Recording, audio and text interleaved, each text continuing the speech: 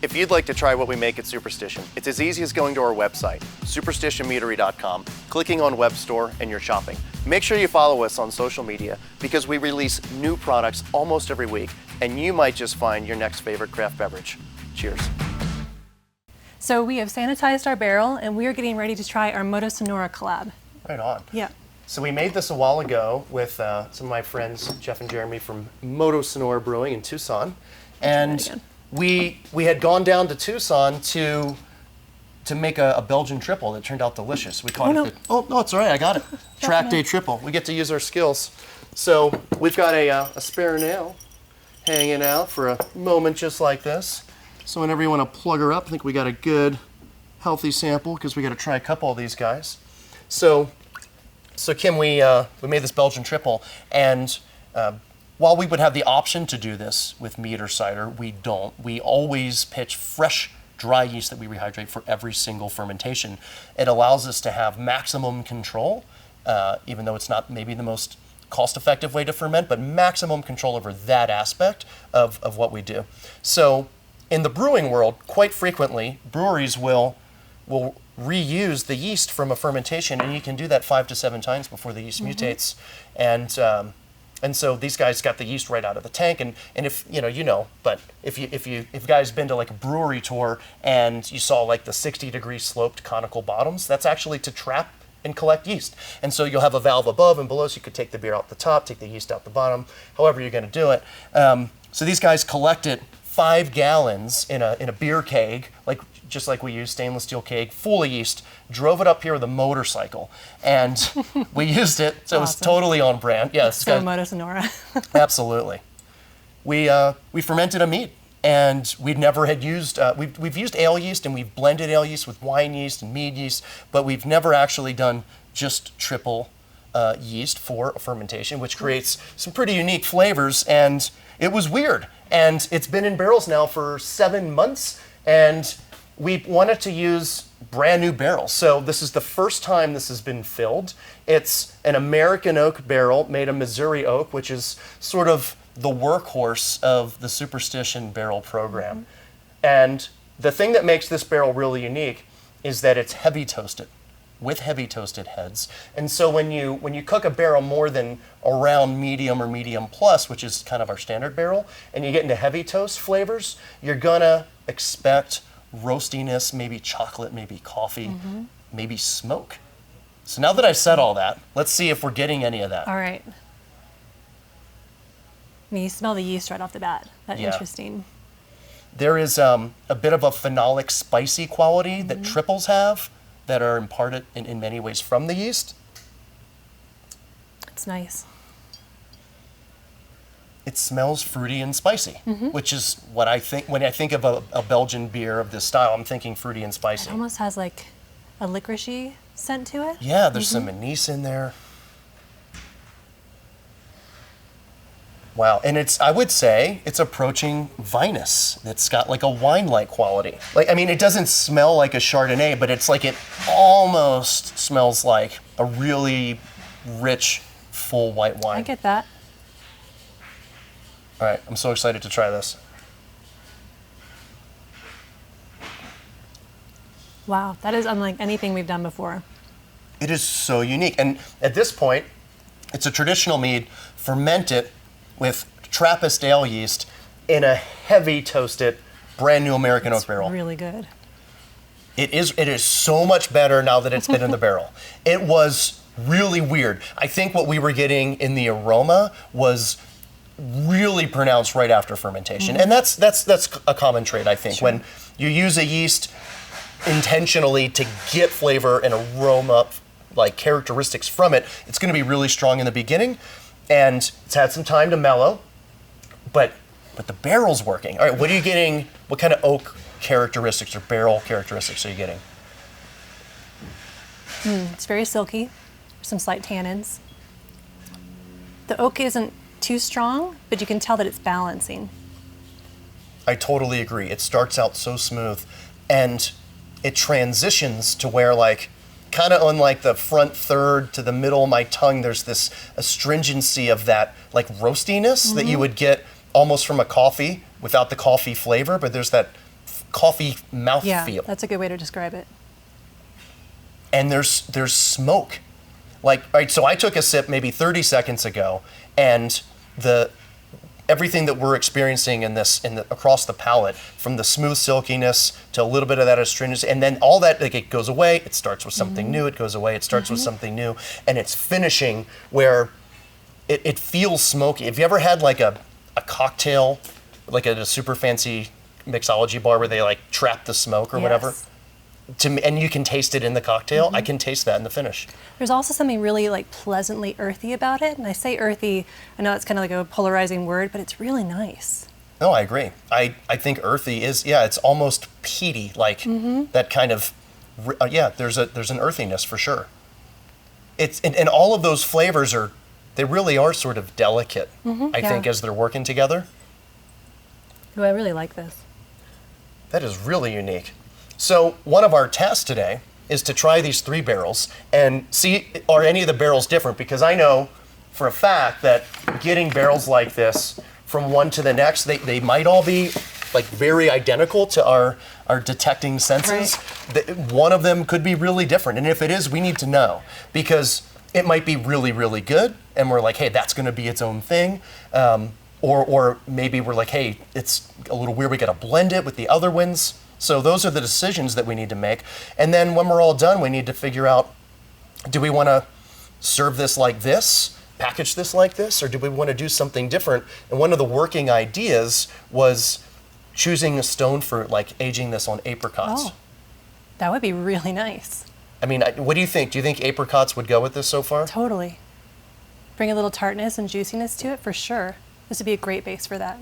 All right, so we're doing science after all. So we've got our barrel. We just pulled Missouri Oak MO070. So shall we move on to the next one? Yeah, you want to do the honors?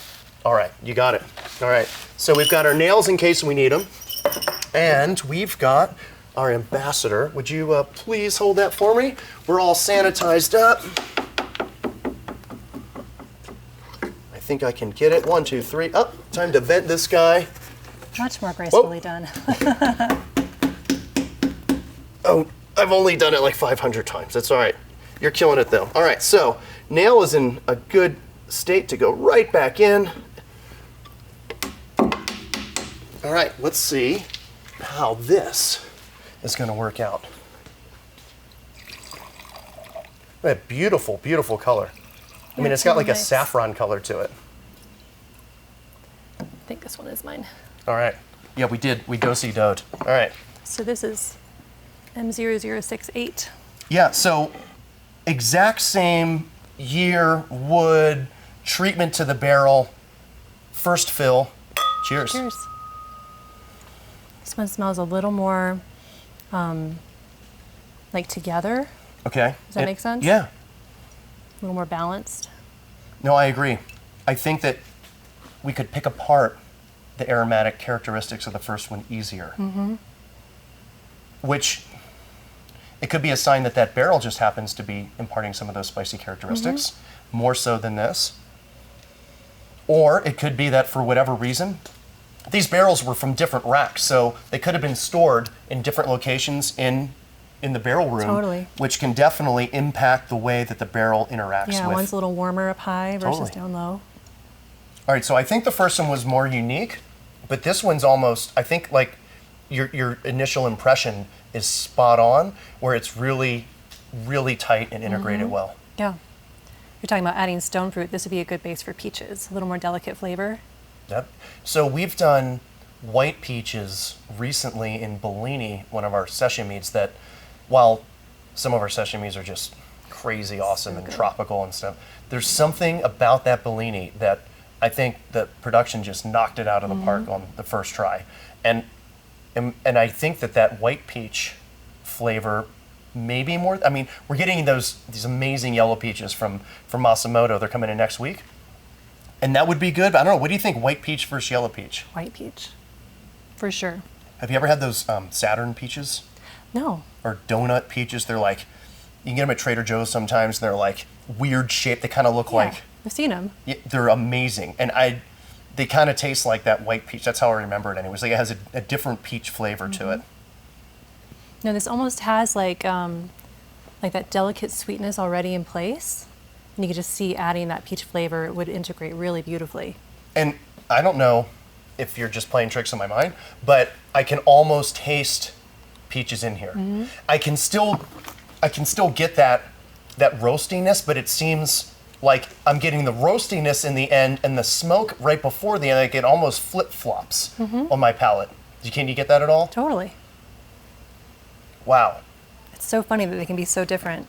Yeah, it's like opening a present that you have no idea you were going to get or what's inside, and wow, that is really cool. I mean, the subtleties of that we have the opportunity to experience right now is really pretty cool. Yeah. And we've never tried these. I mean, because it hasn't been barreled that long. We knew it needed some time to chill. 7 months? That's delicious. I think we could probably pull it and do some peaches. We could bench trial it too with a sample even and think, okay, is this ready to go? Because it's going to get more of that, at least number one, right? More of that smoke and roast. That guy, I think it would pull some more out, but I don't know, there's always that sweet spot in aging. Right. And you're like, is this where we want it to be? Or might be it. Yeah, do we really love how this is tasting? And then it could be time. I know these guys, they asked me like, not long after it was made, oh, is that coming out soon? I'm like, no, guys, we just got the barrels. Then we got to do the barrel thing. And yeah, that's good. I think they'll be really happy with how it's coming together. Yeah, they're going to be stoked. And this is super interesting mead. Well, shall we try the final barrel? Yeah. All right. Wow. Look at that. Perfect.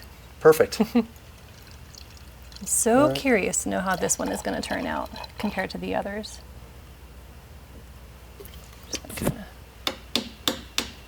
Nice.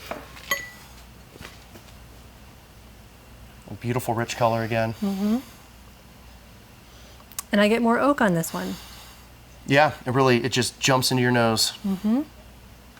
It smells a little bit closer to the first one. I don't know, maybe in the middle with that kind of phenolic and spicy thing. Yep, you get the anise again.